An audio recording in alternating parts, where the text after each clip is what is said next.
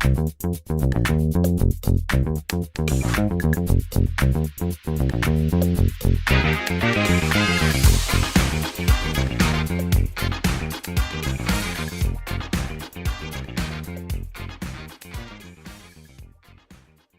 now for something completely different. Forget everything you've been told by others before. Get ready for the real deal. The full story. Real talk about money, markets, life. Now, it's The Real Investment Show with Lance Roberts. Presented by RIA Advisors. And welcome to the show today. Of course, it is Thursday, second best day of the week. So we get ready to kind of wrap this week up. Also, it's the beginning of February. Beginning of February, right? I don't know where that came from. Beginning of May. It's been a long week. Anyway, as we really kick off May, of course, yesterday was the first day of May, and we're getting into the new month. Of course, yesterday also the FOMC meeting. Mike Leibowitz is here today. We'll obviously get into everything the Fed said yesterday. Lots of big news caused a lot of volatility in the markets. We had the markets down, up over 1% and closed back down again at the end of the day. So, I mean, markets were all over the place yesterday. So, hey, if you like volatility, yesterday was your day. But again, futures pointing up this morning following that meeting. NASDAQ's up about 176 points right now.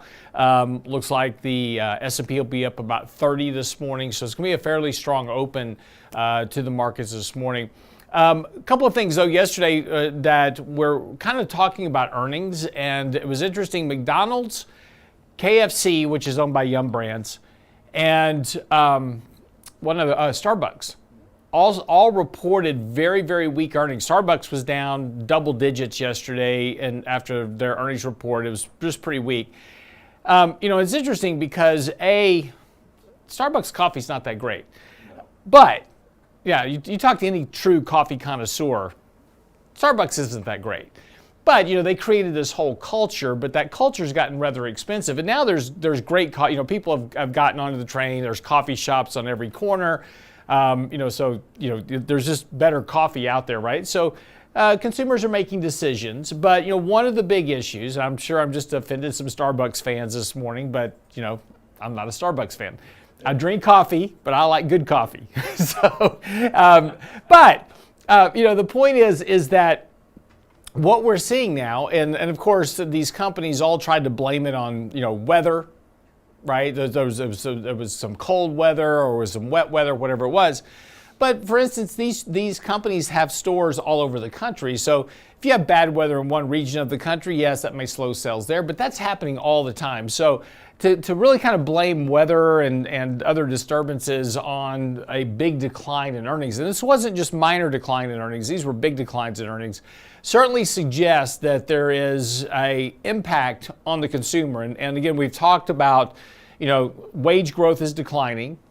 Prices are remaining elevated. Now, again, as we talked about before, this is very important. When you talk about inflation, that doesn't mean the price of stuff you buy goes down. It just means the price doesn't go up anymore, right? So if you pay one price this year for a good or service, it's the same price in a year, even though that's very, very elevated. Inflation is zero. So inflation can fall, but that doesn't mean prices are going to come down.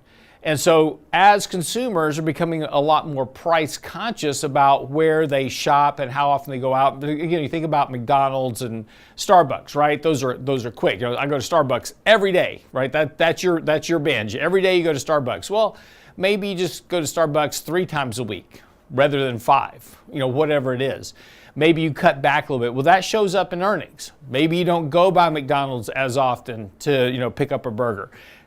That shows up in earnings. So the question, of course, is now, are we starting to see the cutback by the consumer? Savings rates have been declining rather sharply. We're starting to see the impact on the consumer. Consumers taking on more credit card debt. Is that beginning to finally show up in the data? And this has been kind of the real conundrum, right, of everybody who's expecting a recession to show up, is like consumer spending was still pretty strong. Personal consumption expenditures, retail sales, all pretty strong. Didn't look like the retail kind of consumer was taking a break on spending, but maybe these earnings reports, maybe they're an anomaly, we'll see, but maybe they're not. And maybe this is kind of that first indication of consumers starting to make conscious choices of cutting back. Now, I did think it was interesting that McDonald's solution to the problem for earnings was not cutting prices, it's making a bigger burger so they can charge you more. So I'm not sure, how they're feeding into this, but their solution to solving the earnings problems is to now make a bigger burger. So I guess you get a bigger Big Mac when you go to McDonald's. But we'll see how that works out. But again, something worth paying attention to. Again, we've been watching this consumer. We've been watching kind of what's going on in the economy. The economy is definitely slowing down here, but it's just going to be a function of time until we see more of that price pressure begin to weigh on consumers. Outside of that, of course, let's talk a little bit about the market yesterday because we did have a big pump and dump yesterday. So here's what you need to know before the bell. Markets were trading lower yesterday. We're down about 30 basis points, and that was a little bit lower than where we were the day before. So, remember on Friday we sold off, on Friday. I'm having a tough time this morning. Bear with me. On Tuesday, we sold off after hitting the 20-day moving average last Friday. So we had run up, hit this 20-day moving average. We're flirting around with the 50. And then we failed that first test, sold off on Tuesday. Then Wednesday, we kind of followed through that. But during the intraday on yesterday, we had a massive flip in this market. We were down about 30 basis points on the market most of the day heading into the Fed meeting. Once the Fed came out, they made their announcement, stocks rocketed higher, and we actually went back and retested the 20-day moving average and then held there for just about 20, 30 minutes. But as we got into the last kind of section of the day, that last hour of trading, and again, most of the trading for institutions occurs in the last hour, mostly in the last 10 minutes, we had a very sharp sell-off, completely reversed all of that gain and wound up back at the lows. So again, we still saw kind of the most of the Magnificent Seven holding in there yesterday. Amazon, of course, after their report did well. But again, the market's still kind of struggling in this range. So this morning, the markets are going to open higher. We'll see if the markets can rally back up here. Now, a couple of things technically that are going on is that we are starting to build kind of a rising trend of bottoms. So as you're looking at this correctional process that we're going through, if the market's able to rally today, hold that rally, we're continuing to build higher bottoms on this rally. So we're starting to build this kind of this wedge, this consolidation of prices between the previous highs and where we are. So that consolidation is going to setting up this kind of a spring, so to speak, in terms of prices. So wherever eventually this market breaks out, if it breaks out of this consolidation to the upside, we'll have a fairly strong move higher. If we break out to the downside, we'll retest this 200-day moving average down around 4,700. So again, this is a significant process that's going on here price-wise. So again, worth paying attention to. Again, don't be overly anxious here. There's the bullish side of this is that we are building higher bottoms on this trend so far. So again, that's starting to kind of suggest that maybe we're getting through this current correction. May tends to be a little bit of a weak month, so we may get some more sloppiness kind of going on in the markets for the next month. June, July, August tend to be a lot stronger in presidential election years. So again, as we kind of get, and maybe we kind of pulled the correction from May that normally occurs back into April, we'll see. But again, we're starting to kind of work through this consolidation correction process. And as long as we can continue to hold this kind of support at the 100-day moving average, continue to build those higher bottoms, that kind of suggests this market still got some momentum behind it. So we'll pay attention to this. We'll keep you up to date on it, of course. That's what you need to know before the bell this morning.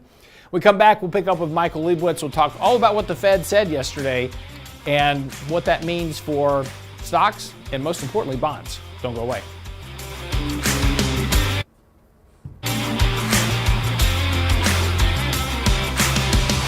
Get daily investment news you can use, delivered at the speed of the internet at realinvestmentadvice.com. So you're ready to retire, but are you ready to transition to Medicare? Knowing how health insurance works after you leave your job is vital. Our next Lunch and Learn will tackle transitioning to Medicare. Wednesday, May 15th, with Danny Ratliff and Richard Rosso. How do you sign up for Medicare? And how will it work with the insurance you already have? Food for thought and food for your belly. Register now for our Transitioning to Medicare Lunch and Learn with Ratliff and Rosso at realinvestmentadvice.com. Realinvestmentadvice.com. Small businesses are now being challenged by the lack of employees and how to attract and recruit the best employees. To get the better employee, you'll have to offer a better package. Hi, I'm Tom Allen, RIA Advisors Retirement Plan Consultant. Don't assume a 401k plan is too costly or complicated for your small business to offer. Let us show you how to make the most of an affordable and effective plan that will deliver true value for your business and your employees.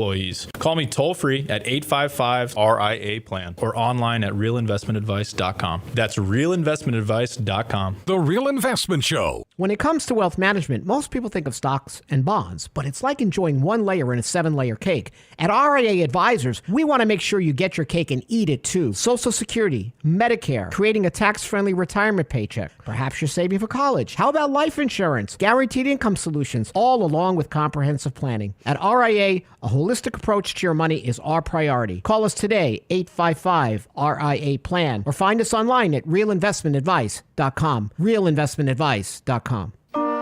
And now, another page from the Real Investment Advisors Investing Manifesto. A passive investment portfolio requires active risk management. It's not a choice, it's necessity. Diversification doesn't protect against risk of loss. Let us actively help you reach your financial goals with RIA Advisors. Neither bull nor bear. RIA Advisors, 281-501-1791 or online at realinvestmentadvice.com. You're listening to The Real Investment Show.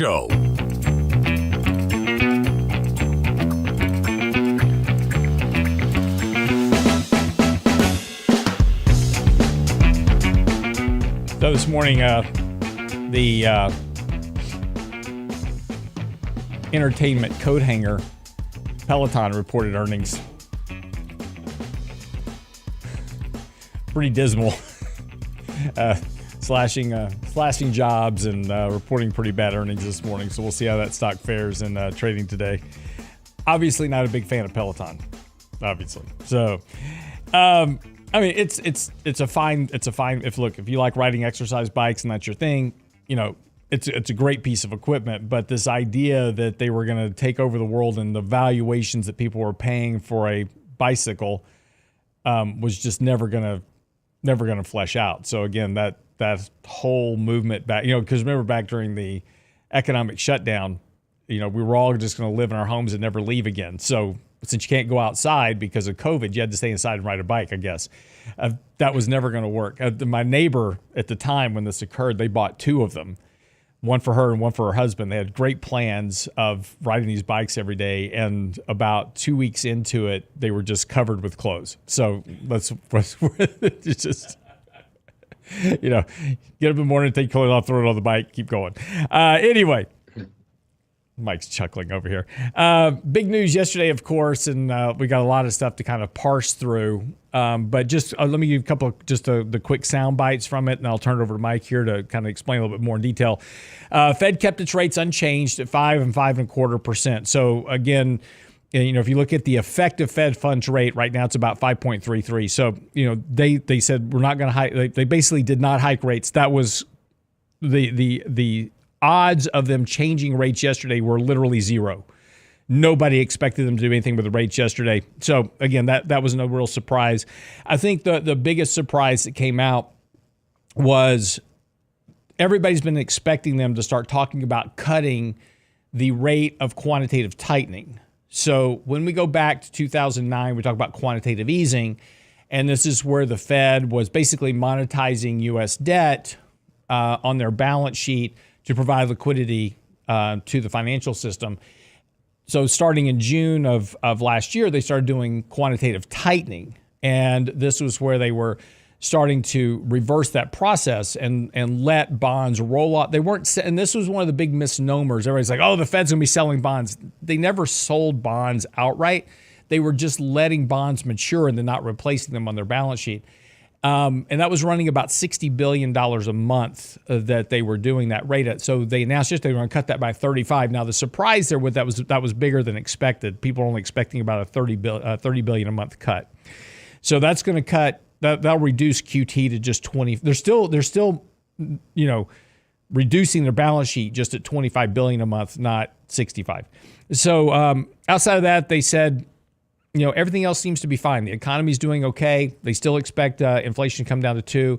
And ultimately, the target's just going to take a little bit longer to get there.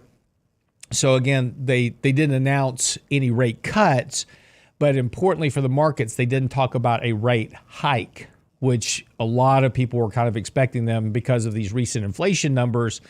Say, have to start talking about hiking rates. They avoided that entirely, still kind of focused on the fact that they believe the long-term inflation trends are going to start to come down. So Mike, that was just kind of the rough highlights of the meeting yesterday. What was, kind of what was your take on, and let's just start with QT as kind of, because that was kind of really the big news. What does that actually mean for the markets, and particularly for the bond market? Well, it's positive for the market because basically, as right now, the Fed is letting, it's actually 95 billion because there's 35 billion of U.S. mortgage-backed securities. Mm-hmm. So basically, the Fed will be letting less bonds mature off their books. When bonds mature by the U.S. government, they get reissued. So essentially, what's happening is that there's going to be, 35 billion of less debt that has to be absorbed by Wall Street, by investors, which means there's 35 billion more of demand that has to go somewhere else, most of which will go into the bond market. So net, that's a positive. There's going to be more liquidity. And we talked about potential liquidity problems. And I think one of the reasons they did this was to try to get ahead of liquidity problems. And this will certainly do something in that respect. The other thing I think that the reduction in QT does is they're trying to help the U.S. Treasury. Interest expenses are going to the moon. So anything they can do to reduce the supply of bonds in the market, they are doing. So it's kind of a call to leverage, to liquidity, and it's kind of a call to the U.S. Treasury to help them out. As far as the Fed, they've been saying this. Yeah, real quick before we jump off that, I want to kind of go through the math on this just a little bit here, because again, there's a lot of people really don't understand how QE and QT works, and what's important here is what the Fed's going to be doing in terms of, yes, they're not going to be reducing their balance sheet as much, right? But what does that mean? Well, what that means is that, and correct me if I'm wrong, but my understanding is that what that means is let's say the Fed has $100 billion worth of treasuries that are maturing this month. Well, they only want to reduce their balance sheet by $25 billion, so they've got to go buy $75 billion worth of bonds from the Treasury. So either they'll buy them from the Treasury or they'll buy them from the banks, credit the bank balance sheets, et cetera, the bank's credit reserve accounts. So what this really kind of suggests is that the Fed is going to be monetizing some debt, just not outright doing it like they were doing a QE program. But this is going to start allowing the Fed to begin to monetize some debt in months where their roll-off is greater than $25 billion. Correct. Right. They're going to actually be buying more bonds than they were. So, and again, they're letting short bonds, by definition, when a bond matures, it's got a day, 0 days to maturity. So the bonds that are leaving their balance sheet are very, very short-term bonds that are money market bonds. Mm-hmm. And what they're buying are probably much longer dated bonds. Right. So there's also that, where the supply and demand is changing also has an effect more on the yield curve and to the benefit of longer term bonds. Well, and you mentioned you mentioned that, interest expenses are going to the moon, of course, because the government's issuing more and more debt and higher interest rates, obviously. So this is also a move to lower that yield on 10-year treasuries to bring those interest expenses down. Right. And let's be clear. The reason interest expense is going to the moon is interest rates. Mm-hmm. The last few trillion of debt does not have that big of an effect. The problem is there's 30 trillion of debt or so. I don't even know 34. What the new number, 28, 34 trillion. Right.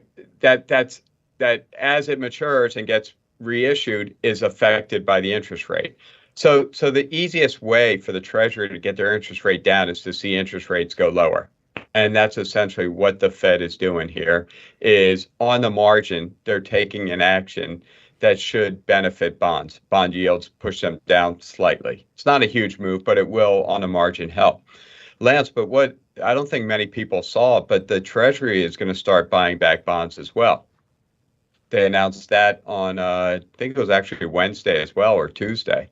And theirs is not QE. What they're going to be doing is they're basically doing something to help liquidity. So with some of the debt that they issue, they're going to buy back some of their old bonds. And that potentially will have a similar effect. Depending on what they issue to what they buy back, and there's not a clear relationship on how that works. But they have already set a schedule for, I believe it starts in May, June, July, on what sectors they're going to buy back. So they'll say, we'll buy back 100, 200 million of the 7 to 10 year sector. And the thought process is that they're going to buy bonds that are not 7-year or 10-year. Those are called benchmark bonds. Mm-hmm. But a bond that was a 10-year that's now a 9-year, and it falls a little bit out of favor with the market and has slightly higher yields. Well, so interesting, but that is interesting because, the Treasury's been issuing mostly short-term debt because of where interest rates are, obviously.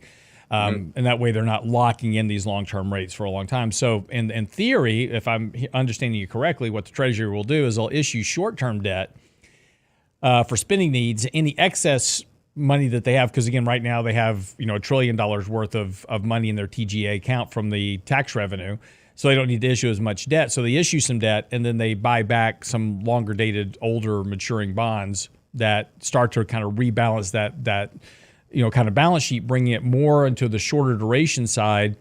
And that way, when rates come down, those bonds will mature, and then they can issue longer term debt at lower rates again. So it's kind of rejiggering their balance sheet to control rate issues until rates come back down again.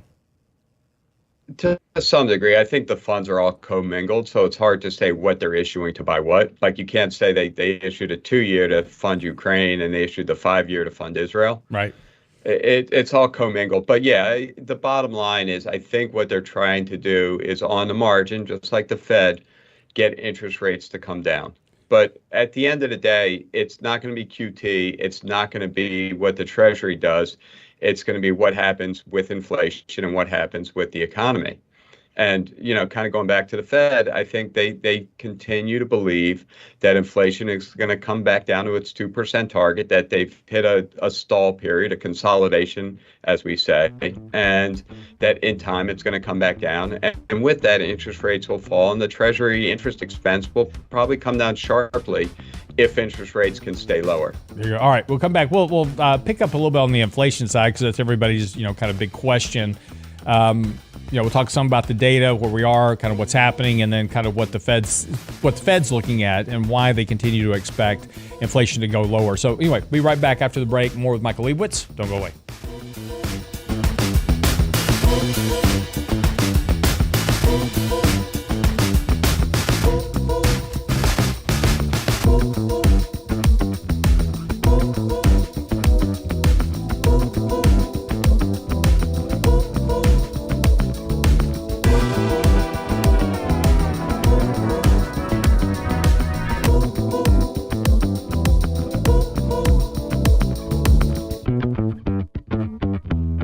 the Real Investment Advice blog. It's required reading for the informed investor. Catch it today at realinvestmentadvice.com. So you're ready to retire, but are you ready to transition to Medicare? Knowing how health insurance works after you leave your job is vital. Our next Lunch and Learn will tackle transitioning to Medicare. Wednesday, May 15th, with Danny Ratliff and Richard Rosso. How do you sign up for Medicare? And how will it work with the insurance you already have? Food for thought and food for your belly. Register now for our Transitioning to Medicare Lunch and Learn with Ratliff and Rosso at realinvestmentadvice.com. Realinvestmentadvice.com. Hi, Lance Roberts here. If you're like most people, your 401k plan represents the bulk of your retirement assets, and unfortunately for many, managing your 401k plan can be difficult. There's so many choices, so many things to consider. With just a quick email, a couple of questions, you can put RIA advisors to work for you managing your 401k plan. Just simply click Ask a Question at realinvestmentadvice.com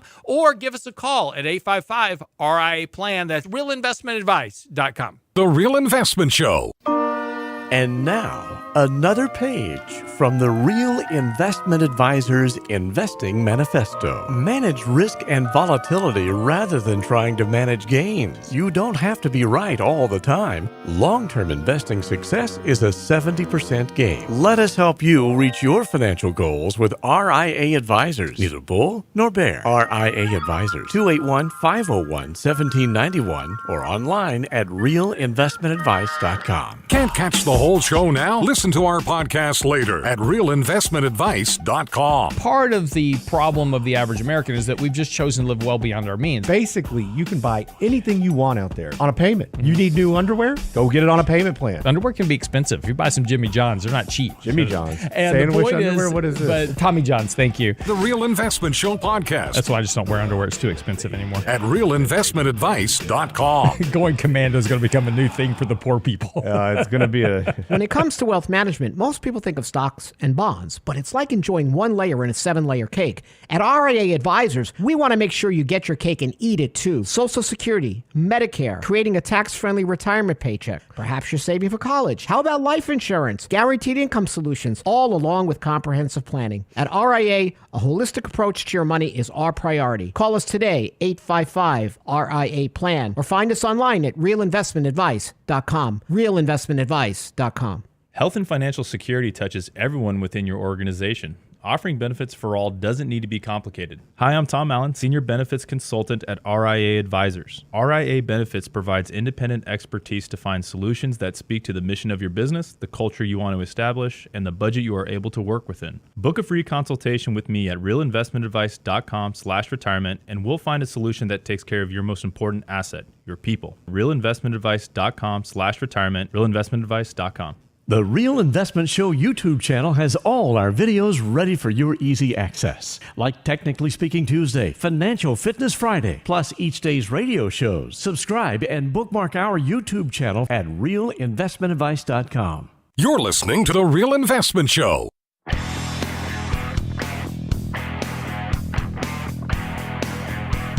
So just real quick on the break, I just had to go over and check out what was going on with Peloton stock this morning.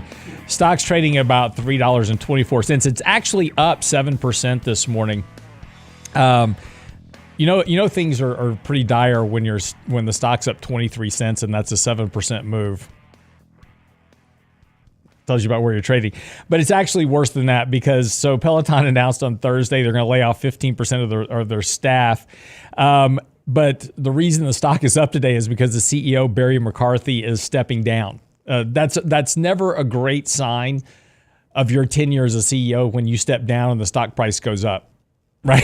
It's pretty much shareholders saying, thank you, please leave. But they were very nice about it. They said he did a great job, and now with a strong leadership team in place, the company is now on solid footing at $3 a share. And laying off 15% of their staff.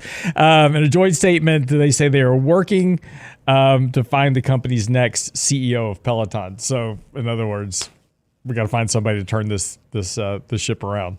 Did he have a golden parachute? I do not know what his ouster was, but he wasn't ousted. He resigned. Yeah. He might have been invited to leave.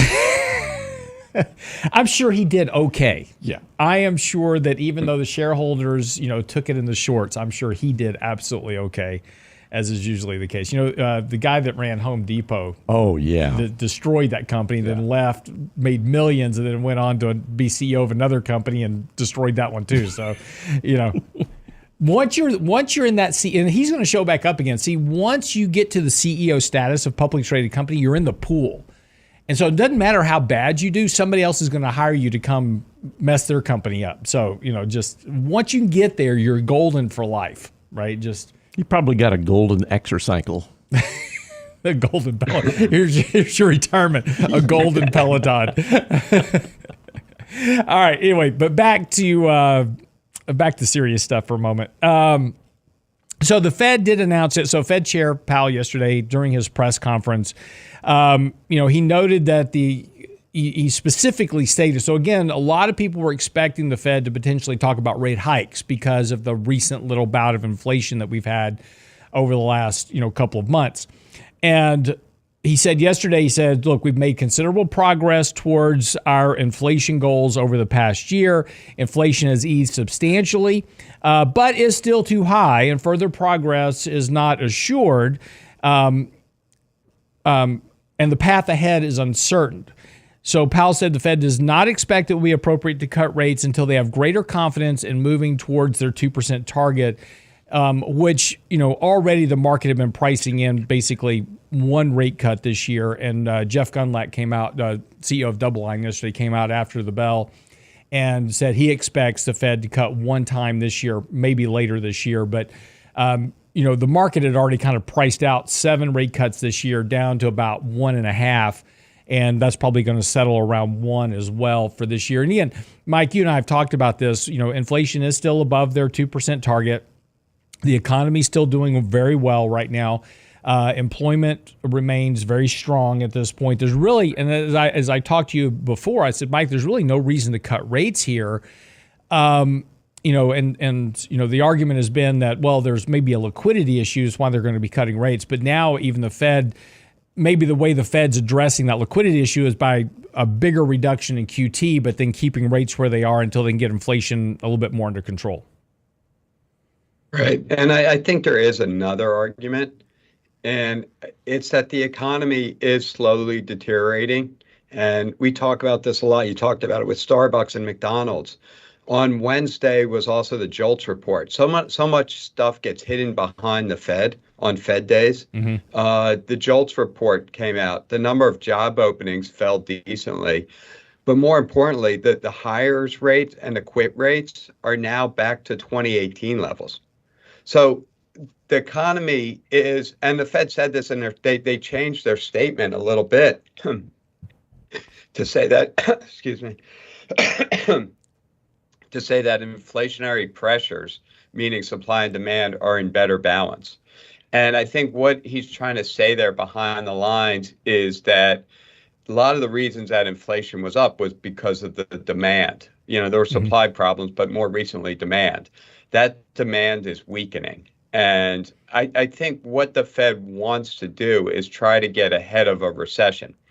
Just like they're trying to push inflation down, they also don't want the economy to go into a recession, get inflation down to 1%, and have to flip around and say we need to get inflation higher, like they were saying for the last 20 years before COVID.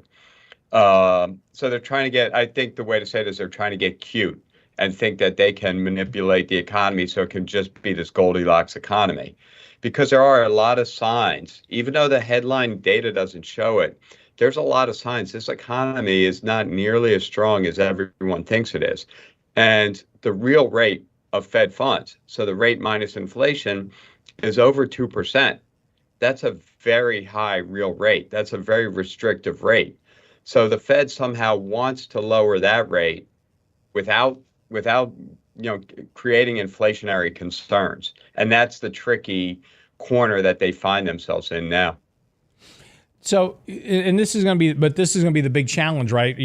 As you and I have been talking about the inflation numbers themselves, and are coming in, a big chunk of this, inflation number comes from housing and shelter, which has about a 9-month lag to what's going on with inflation. Oil prices, which have a short-term impact on inflation, so from 1 month to the next, oil prices have been dropping here recently, which is going to put a little bit of downward pressure on inflation in the next couple of reports that come up. But, the longer-term trend and what the Fed is paying a lot of attention to is that shelter number. And, that's the one thing that probably gives them more confidence that over the next, 12 months or so that inflation is going to be closer towards their 2% target than it is now. And we also talked about a lot of seasonal end of the year type factors that played a role in kind of keeping inflation elevated as opposed to falling. And that stuff starts fading away, I think next week we'll get the April CPI number. That could easily be below expectations and start a trend of a few months in a row of below expectations. And, we could be looking at it then and saying, why isn't the Fed easing? I could see the market in June after, if you get a few CPIs below expectations, a week or, two bad, not bad unemployment reports, but say job growth is only 100,000. People are going to be pricing in 3 or 4 cuts by year end.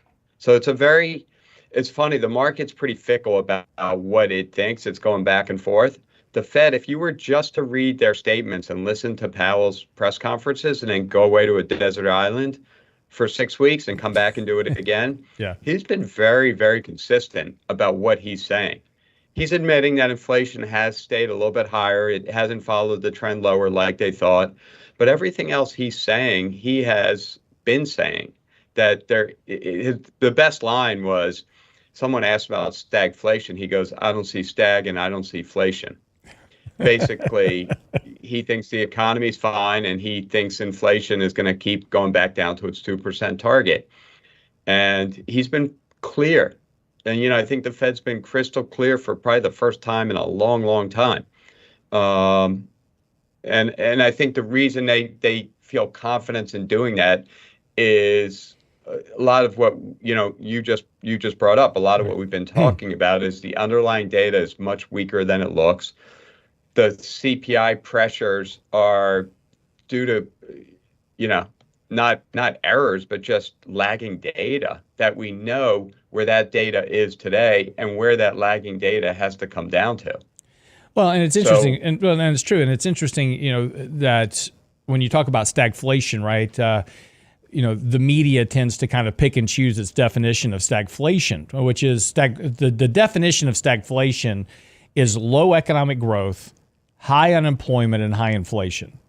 Well, we don't have high unemployment at all. We do have slower economic growth. We went from 4.9 to 3.3 to 1.6 over the last 3 quarters. So we're still at 1.6% growth on a real basis. That's inflation adjusted. So it's not terribly weak, but it's not terribly strong either. So you do have weaker growth, and you do have 3% inflation, which historically isn't high, right? We're not running at 9% inflation or 10 or 11 or 12 like we were in the 70s. So, you can understand why Powell said, I don't see stag, I don't see inflation, because you really don't have that. 3% inflation, while it may seem high right now for us, because, again, we're used to basically below 2% inflation, it's not that high from a historical standpoint. Now, again, I know the arguments are going to come. It's like, well, you've been to the store lately, right? And the cost of everything. Again, you got to remember, it's not what you pay, because it's the year-over-year price change that we're talking about. And if prices are the same today, a year from now, inflation will be 0, and you're still going to be bitching about the price of stuff you're paying. Doesn't mean that it changes. It just means that the rate of inflation has fallen to 0. And that's what the Fed does not want, right? The Fed actually wants 2%. They want prices to go up 2% every year, because that will equate to an economy that's growing at 2% every year. Mike? Correct. I thought you'd have more to say than that. It's dead on. I mean, the Fed will be pushing inflation higher if it gets down to 1%. Right. That's as strong as they can, because that is the last thing they want is deflation. Right now, implied open for the S&P up 30 points, Nasdaq's up 154, Dow's up 166. Today, big earnings day, Apple after the bell. Everybody with an iPhone anxiously awaiting. Us Samsung guys don't care. So Mike still got his iPhone 3S. So, he's hanging in there. All right, quick break. We'll come back. Don't go away.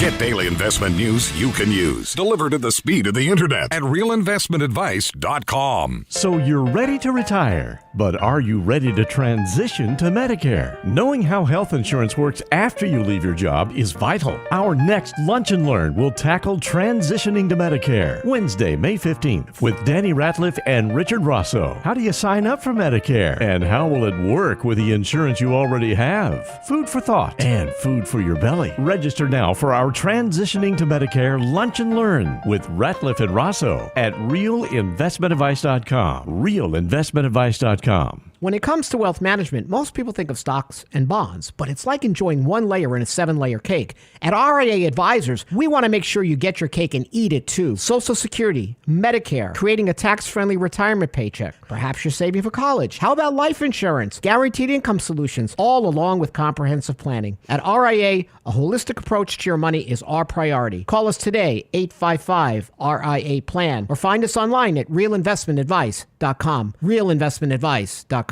The Real Investment Show. Small businesses are discovering that attracting and retaining top talent come down to more than just salary. In today's highly competitive job market, compensation is more than just wages. Hi, I'm Tom Allen, RIA Advisors Retirement Plan Consultant. Healthcare and retirement plans can make the difference in hiring and retaining the best employees. We can show you how to build an affordable, effective employment package that delivers true value for your workers and your business. Call me toll-free at 855-RIA-PLAN or online at realinvestmentadvice.com.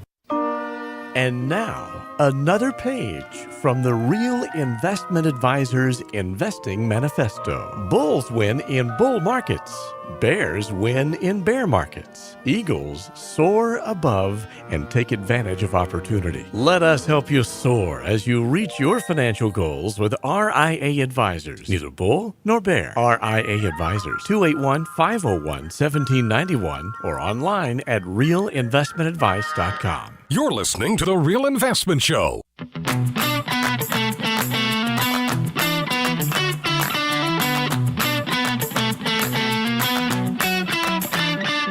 I said the other day that these Gen Zs are now bringing back all of they're rediscovering old stuff. Yes.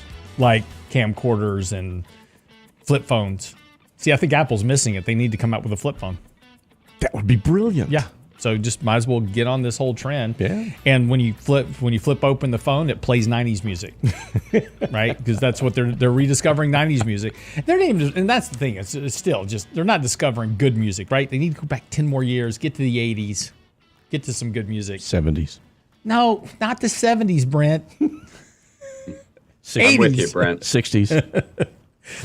Buddy Holly, you want to get back to the 50s? Dave Clark 5. Jeez. You know who stood the test of time? Who? The Rolling Stones. They have. And they're still alive. I know.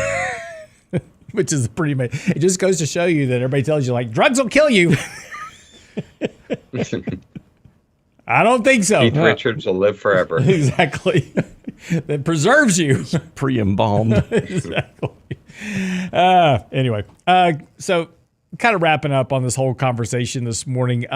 This weekend, we've got Berkshire Hathaway has their annual meeting this weekend. So it's interesting that if you take a look at Berkshire Hathaway stock, which full disclosure we own in our portfolio, is doing very well. And it's interesting because Warren Buffett has been pretty adamant, kind of, like stamping his shoe a little bit, going, hey, stop expecting high rates of growth. We're just too big now. We can't make the acquisitions that are going to meaningfully, mature into earnings growth for the company. And investors are going, yeah, right, whatever. I mean, just completely ignoring. They keep running up the value of the stock. Berkshire Hathaway stock is almost worth $1 trillion now. in market cap valuation.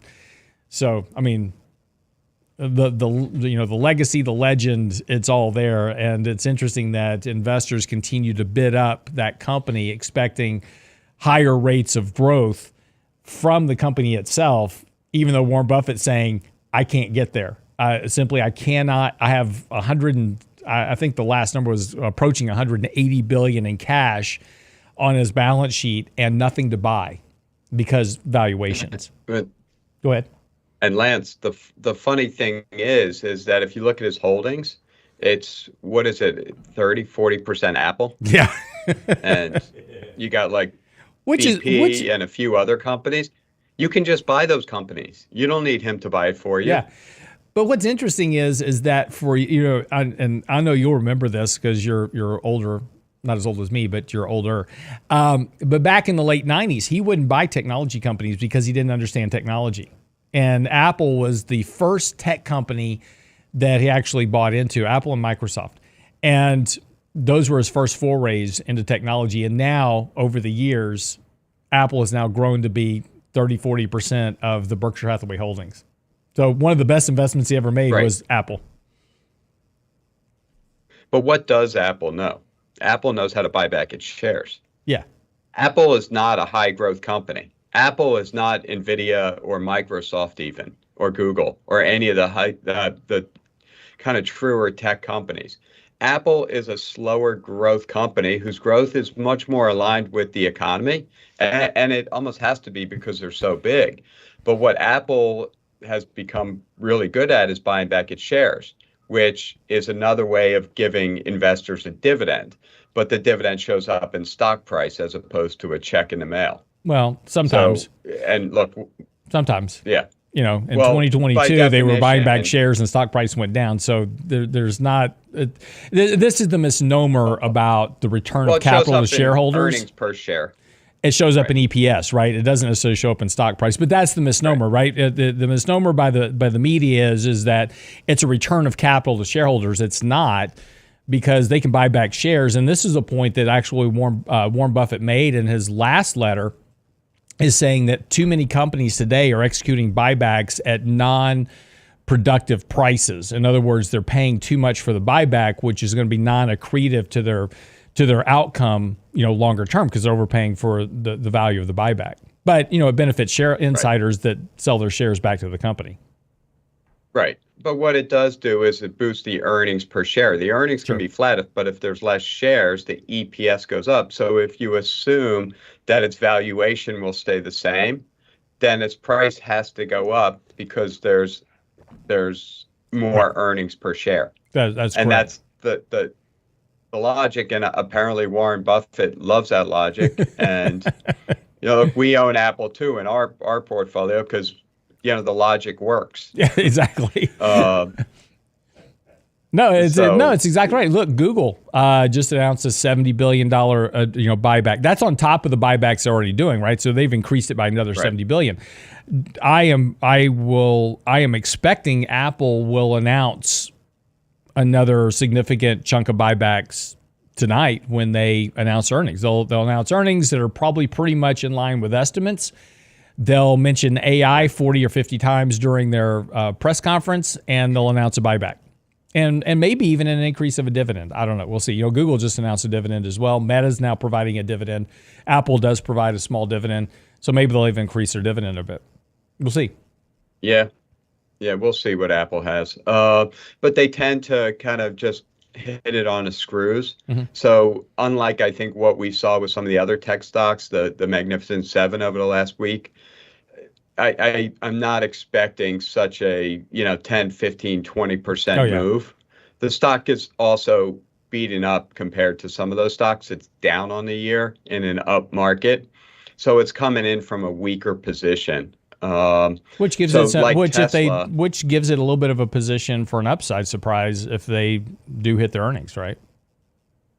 Right. I was thinking more so about a week ago, but it's had a pretty good week in general. It's been trading much better in the market. But we saw this with Tesla.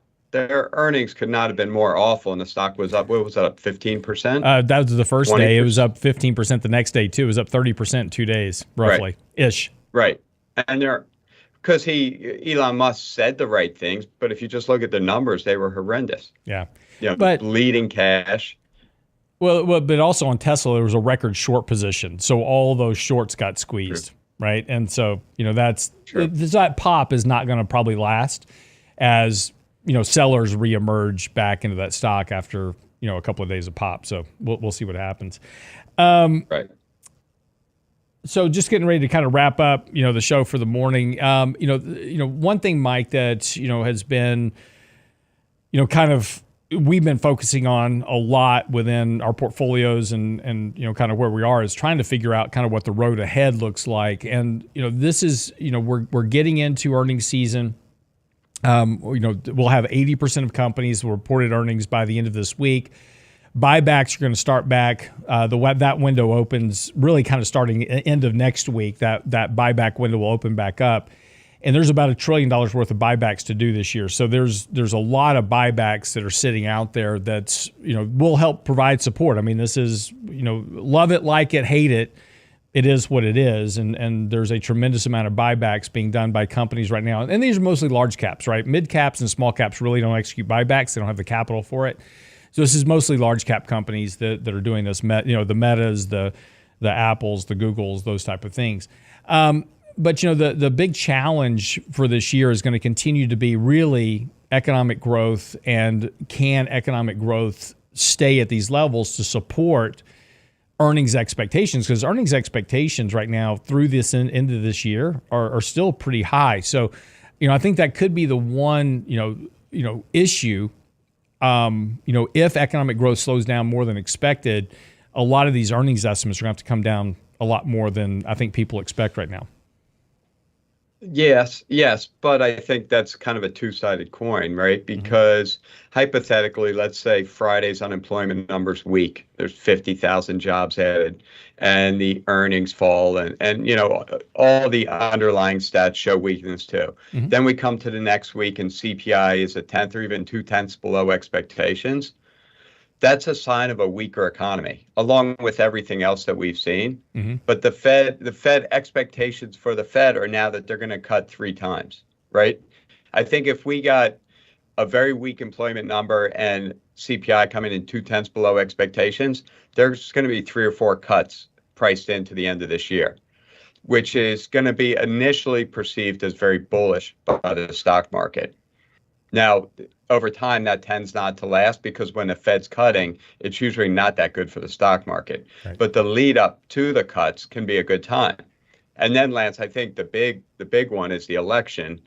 That'll start kind of, I'm not going to say weigh on the market, but be in the market's mind, kind of as we get into the conventions in, what are they, August or September? September, October.